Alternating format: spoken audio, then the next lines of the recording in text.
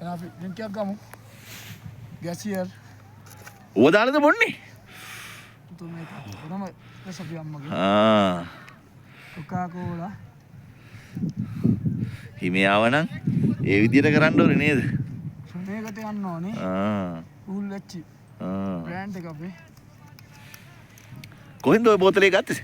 ඊයේ ගත්තේ රුවන් අයියා ස්පොන්සර් කරා 40,000 වැඩි වුණාද මන්දා?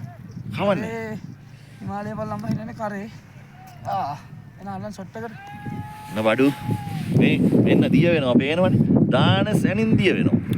එහෙනම් චියර්ස්. රසයි?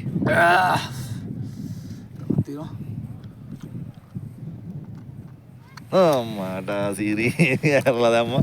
මුළු වටේම හිමේ වැහිලා තියෙන්නේ. පේනවනේ අපේ ලෝක පූජිත සුගා එයාගේ නම ලියනවා. කඳු බලල්ලම හිමෙන් වැහිලා. ඔව් නේ. අපේ ඈත පේනවා අපේ හාමුදුරුවෝ රොෂන් අයියා දෙන්න. එමින් කන්දට එනවා.